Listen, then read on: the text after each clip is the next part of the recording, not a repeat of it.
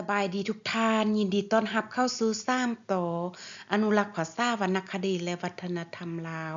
มื้อนี้พวกเราจะมานำเสนอ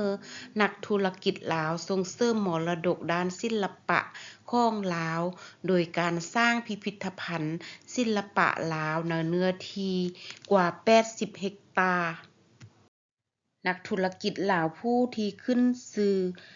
สุบชีวิตไม้เศษเหลือและไม้ตายแล้วในกลางป่าดงทงไห้หนาหัวส่วนจากธรรมชาติให้ฟื้นคืนชีพคืนมาจนกลายเป็นคุ้มทรัพย์อันล้ำค่ายืนอยู่แถวหน้าของประเทศสมาชิกอาเซียนนั่นก็คือหอพิพิธภัณฑ์ศิลปะลาวนักธุรกิจลาวท่านนี้ชื่อว่าท่านพิสิทธิ์ไสยทิตย์ผู้ก่อตั้งและประธานหอพิพิธภัณฑ์ศิลปะลาวบอกว่าตนเองได้ลงทุนกว่า50ล้านดอลลาร์สหรัฐสร้างหอพิพิธภัณฑ์ศิลปะลาวแห่งใหม่ที่ใหญ่ที่สุดในโลกหวังให้กลายเป็นสถานที่ท่องเที่ยวทางวัฒนธรรมแห่งใหม่ของประเทศเพื่อดึงดูดนักท่องเที่ยวสร้างรายได้ให้กับธุรกิจในพื้นที่และสร้างเวียงเฮ็ดงานทำพิธีเปิด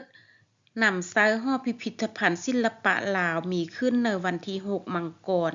ปี2025ให้เกียรติเข้าร่วมโดยท่านนายกรัฐมนตรีแห่งสปป.ลาวท่านเจ้าของนครหลวงเวียงจันทน์ท่านรัฐมนตรีกระทรวงแถลงข่าววัฒนธรรมและท่องเที่ยวท่านพิสิทธิ์ไสยทิตย์ผู้ก่อตั้งและประธานหอพิพิธภัณฑ์ศิลปะลาวและบรรดาการนำภาครัฐและแขกถูกเชิญเข้าร่วมอย่างคับขาหน้าแน่นพิพิธภัณฑ์ศิลปะลาวดังกล่าวนี้ตั้งอยู่ในเนื้อที่กว่า80เฮกตาร์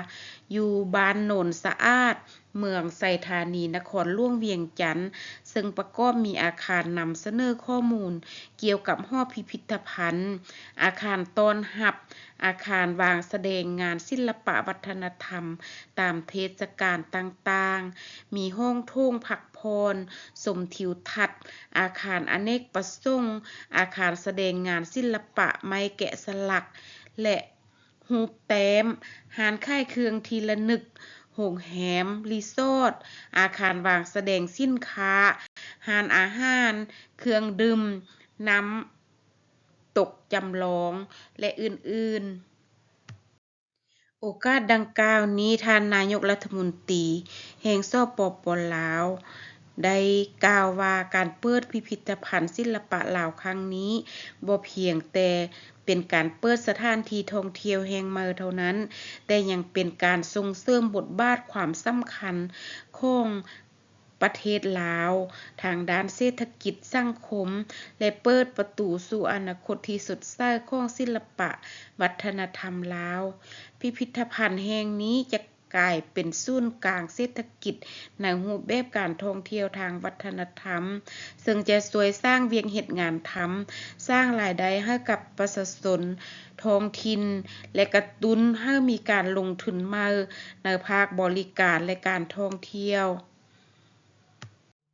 พิพิธภัณฑ์แห่งนี้เป็นสัญลักษณ์แห่งความหวังความมีฝีไม้ลายมือและความรู้ความสามารถของคนลาวซึ่งเป็นสิ่งยั่งยืนว่าศิลปะลาวสามารถปรากฏตัวและคงตัวในเวทีโลกได้อย่างภาคภูมิใจท่านพิสิทธิ์ไสยทิตย์กล่าวว่าไม้โทนหรือเง่าไม้ที่นำมาใช้ในการแกะสลักที่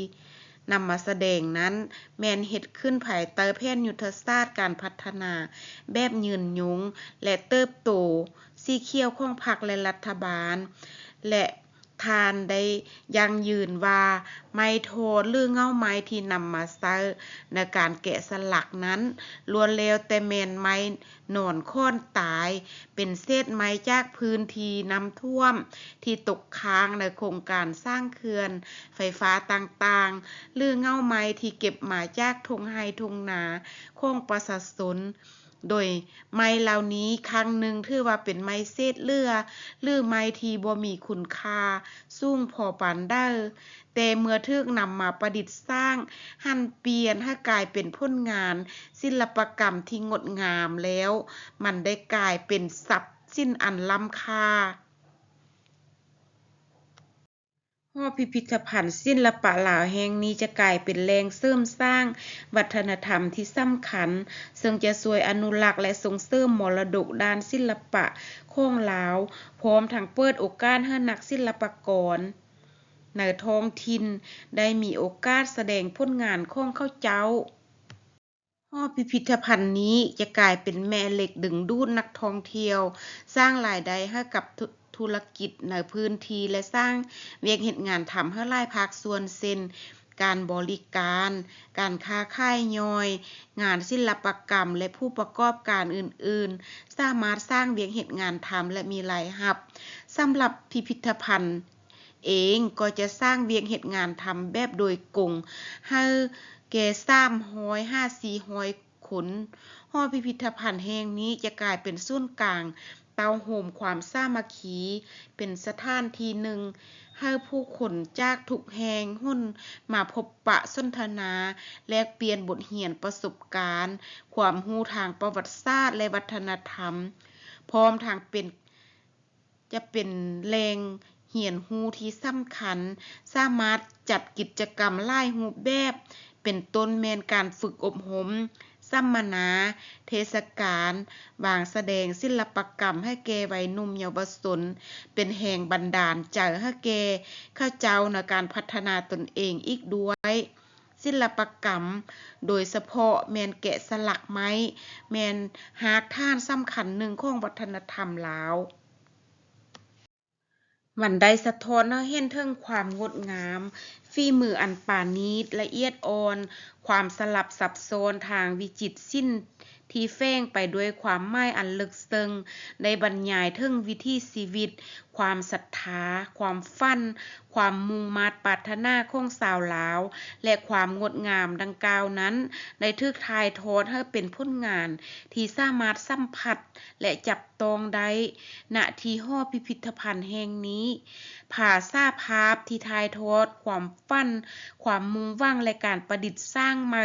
ของยุคสมัยอย่างสะท้อนให้เห็นความสำนิสำนานและความพยายามประดิษฐ์สร้างสิ่งที่มีคุณค่าให้แก่สังคมและสืบต่อเป็นมรดกตกทอดให้แก่รุ่นลูกรุ่นหล้านในรุ่นหลังอีกด้วยหอพิพิธภัณฑ์ศิลปะลาวแห่งนี้ได้บรรจุวัตถุพันธ์ต่างๆ 30,000 กว่าชิ้นส่วนที่วางแสดงอยู่ในหอพิพิธภัณฑ์กลายเป็นแลนด์มาร์คแห่งใหม่ของเมืองลาวในนามท่านเป็นคนลาวผู้หนึ่งท่านได้เฮ็ดหยังแล้วในการส่งเสริมมรดกด้านศิลปะของลาวคันถ้าว่ายังบ่ทันได้เฮ็ดหยังท่านก็ควรจะเริ่มต้นแล้วเด้อเช่นว่าการพาลูกหลานหรือว่าญาติพี่น้องหมู่เพื่อนสหายไปเที่ยวชมพิพิธภัณฑ์ศิลปะลาวและก็ไปชื่นชมผลงานที่มีคุณค่าทางด้านวัฒนธรรมและเฮ็ดให้เป็นการสร้างแรงบันดาลใจให้แก่ลูกหลานเพื่อจะให้ลูกหลานมีความรับรู้เกี่ยวกับศิลปะลาวและจะเป็นหุ้นที่สืบทอดในการปกปักรักษาและส่งเสริมมรดกลาวสืบต่อไป